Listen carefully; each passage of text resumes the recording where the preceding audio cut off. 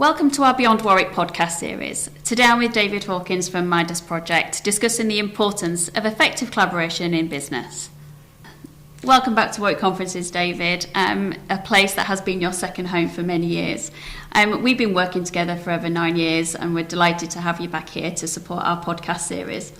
Well, it's always a pleasure to come back to Warwick, and having worked with your team, WMG, WBS, over the last, as you put it, 9 years. Warwick was one of the first universities to take seriously what we were trying to do in terms of promoting collaboration, not just for industry, but also for the next generation of managers coming out of university, where collaboration is going to be a key tool in their toolbox going forward. Given your years of experience working within the world of collaboration, what do you feel has driven your enthusiasm and what type of things have you really been involved in?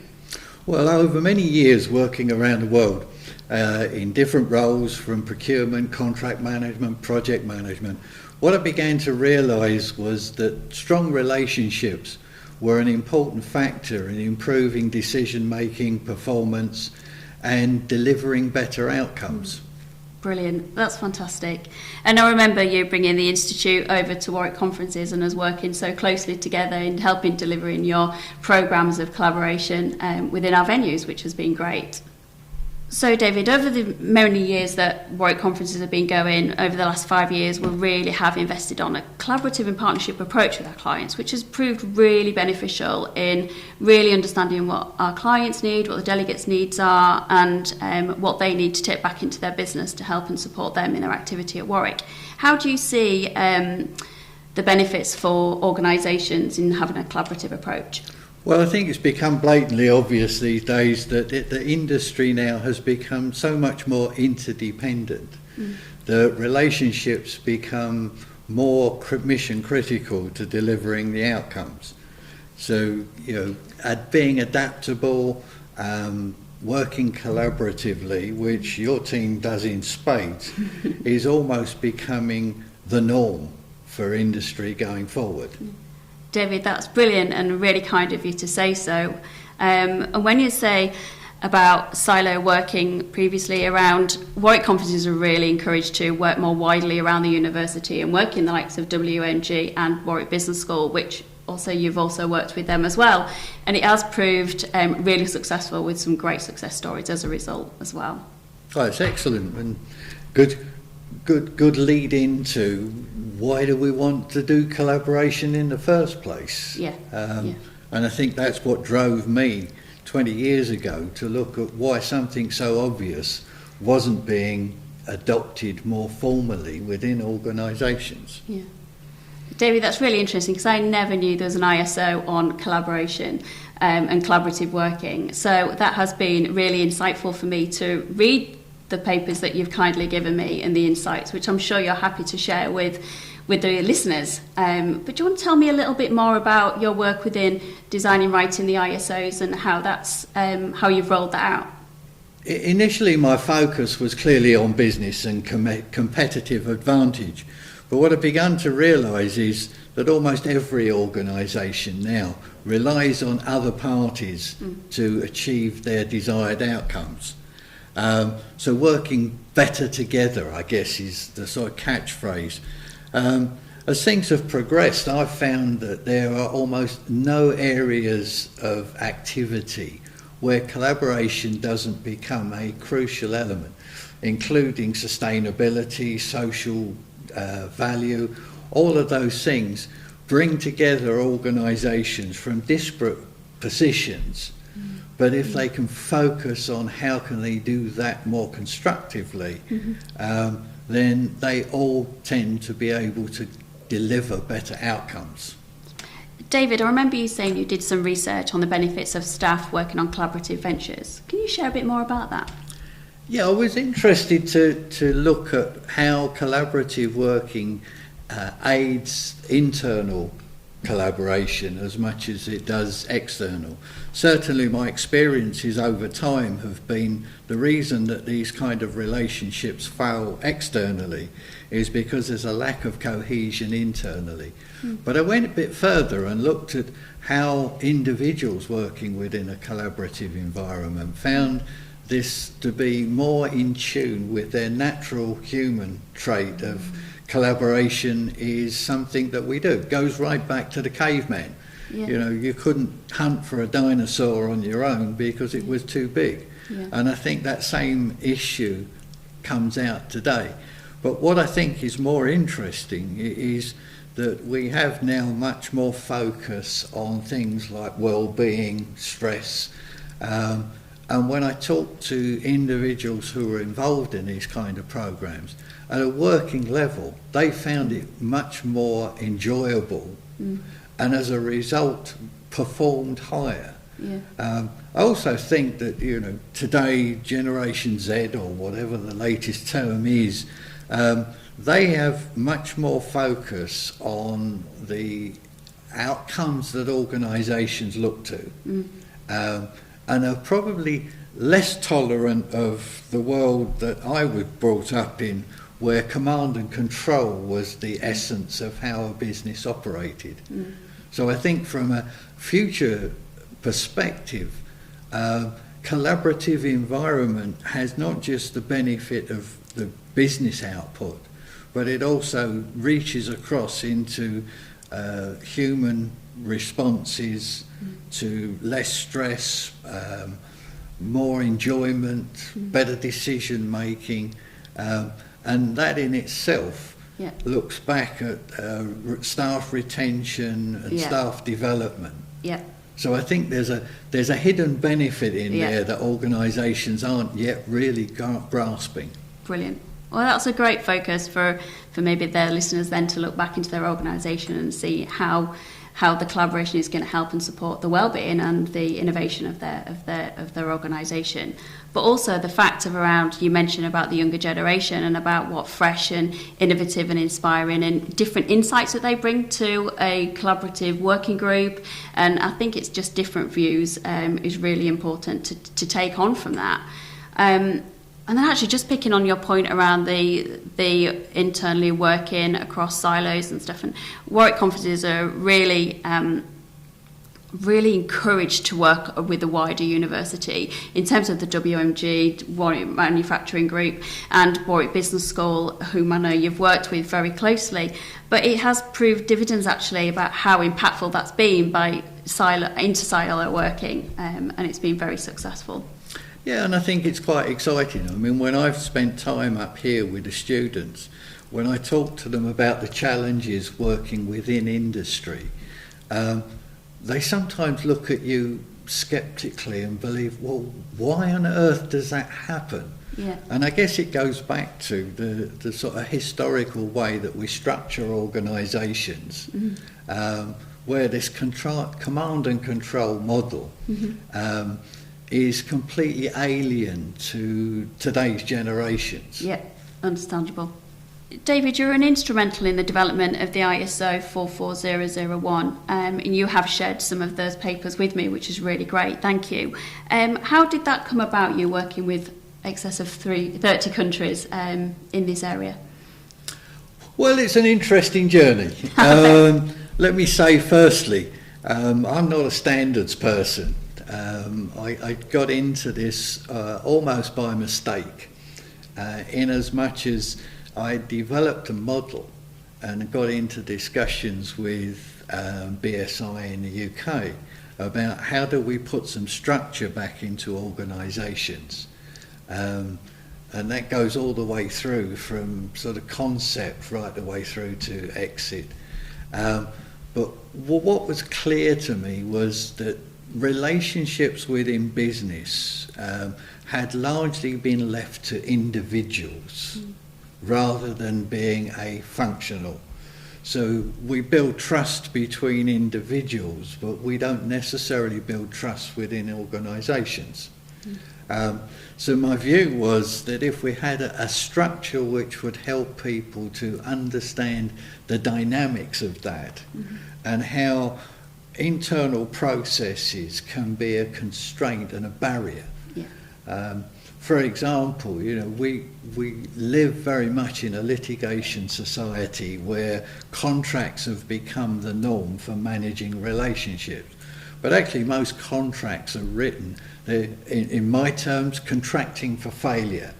We don't write contracts to be successful. We probably put more effort, and certainly in my career I've been charged with doing that, is how do we protect ourselves when it goes wrong. David, that's so interesting when you say contracting for failure. With general terms and conditions, that's all that ever does is cover each other in the partnership and the business venture. And yeah, I haven't thought about it as a contracting for failure. So again, insightful, and hopefully for the listeners as well. Well, it probably doesn't please the lawyers. But, no, absolutely not. I think, I've often mused that, for a large part of my career I spent probably 30% of my time negotiating contracts and terms that I was never going to use. And you sort of realise that all of that was wasted effort rather than focusing on what do we want to achieve, and can we do that together, and can it be mutually beneficial. So why do you think that organisers need a systematic approach to collaboration? Well, it certainly starts from a perspective that everybody uses the term collaboration, but they use it quite liberally without really understanding what they meant by it. And because there's that lack of commonality of view, then you build up tensions within the relationships. So the idea of the standard was not to give people an absolute answer, but to create a framework, a life cycle, where the questions are challenged by the standard for organisations to define what they mean by collaboration. And therefore their expectations are centred on a common understanding of the direction of travel and what they're trying to achieve. David, you created the Craft 8 Steps. Can you talk us through those 8 steps? Yeah, I think put them into perspective. And that was when I looked at the failure of alliancing, partnerships, collaborations, whatever term you choose to use, what I found was that we weren't focusing on the relationship until after we'd gone through a more traditional commercial market engagement. As I've often put it, trial by combat to come to a decision. So what I did was to go back and say the reason that most of these things fail was because there was no background baseline that they were working on. So the 8-step model starts with awareness, which is, do we really need to be that closely engaged? And then follows through with things like the knowledge, internal assessment, partner selection, working together, value creation, staying together, an exit strategy. Brilliant. I'm really interested that is certainly all covered, which is great. Can you talk to me more about that partner selection? Because that's really interesting in the world of when Warwick Conferences are working in partnership and collaboration with our clients, but also within the wider university as well. Well, I think it's this issue of the interdependency. If the relationship is mission critical, then there is more involved than simply what would be traditional financial, commercial, technical alignment of products or services. It's about whether or not we can work with the organisations in a much closer way. And that will be defined by who the partners are. So, certain aspects of that interdependency would be coloured by what the perception is of the external partner. And to be fair, their perceptions of you as a client, for example, in terms of do you make the client? Are you the client of choice as opposed to the partner of choice? Yeah. So in terms of partner selection, it's more about, is this an organisation that I can work with? And obviously we would love to be that person clients would love to work with. Well, I don't think you're doing too bad a job from my perspective. Thank you. And how about values? Well, I think, again, this is something that I discovered when I was researching the model, and that was organisations who had strong relationships weren't just standing on their laurels of what they initially started to set out and do, but they were looking at how do they gain more value by looking over the fence or listening to external. For organisations that have a long track record, it's very difficult to innovate, but you bring in a partner who you trust, and then they start to see things that you can't. So the more focus there was on value creation, the more strength was put into the relationship. So the things became self-fulfilling prophecies that they were going to do better than we started out to achieve. Thank you. That's great. And then just finally, I think the exit strategy is always a difficult one. At what point in time that happens and for the reasons. Can you share a bit more about that? Well, yeah, that was another aspect of it. And I have to confess, when I first introduced the 8-step model to a group of companies who were interested in partnering and collaboration, there was a sharp intake of breath when I mentioned exit strategy. and the reality was, well, we're trying to convince people to get into partnerships and collaboration, and you're looking at an exit strategy as to how do we get out of it. There were two factors that were very, very apparent. The first one was that because we didn't define the rules for disengagement over time, whatever that might be, there was a reluctance on the part of individuals and functions within organisations to fully engage. So actually the exit strategy becomes something that you start with rather than finish with. The other part of it was also to understand how that influences your choice of partner, the degree of knowledge transfer, and all of that helped organisations to engage much more fully as they went through the development cycle. David, we spoke at the top of the podcast around sustainability. How do you see sustainability and collaboration coming together? It's a good question. I think if you look at it from a logical point of view, when you look at the 16 goals, which are deliverables within the UN's ambitions, they cannot be achieved unless a diverse group of organisations get together. That includes government, industry, NGOs, activity groups, local communities. So the UN introduced a 17th goal as partnership. The challenge was, and I think it's a challenge for most, is that given the way industry and the world has evolved, without some form of collaboration, those goals can't be achieved. Alongside that, I think there is a conflict between industry and many of the active groups, that industry is the problem.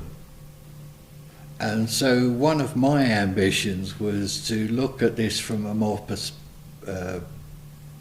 reactive view of saying, well, if there's an outcome that can be turned into a commercial advantage without what was traditional greenwash by organisations, then the idea of turning those values into value becomes a more sustainable methodology for the future.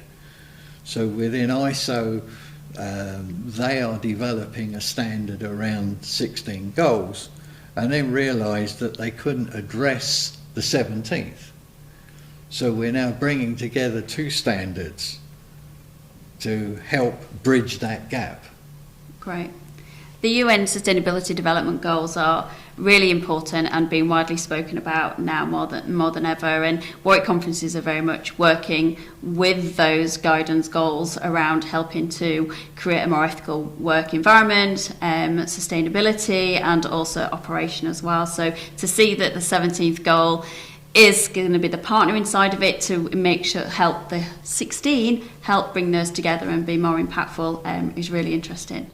David, following on from that, Values to Values is the name of your new book. Do you share?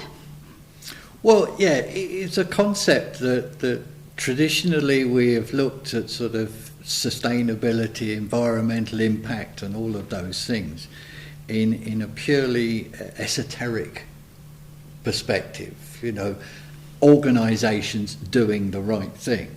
But it's difficult for organisations, particularly in industry, to do the right thing when it's marginalising their profit and the impact that has on the shareholders and so on and investors. So one of the things I looked at was values to value.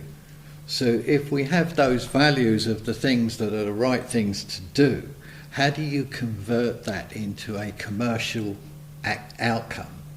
And it's easy to start to see the synergies where if an organisation is operating overseas, for example, if you improve the local environment, if you improve the working conditions, if you have better governance, all of that ends up producing better quality, higher performance. So there is a commercial return on having the right values.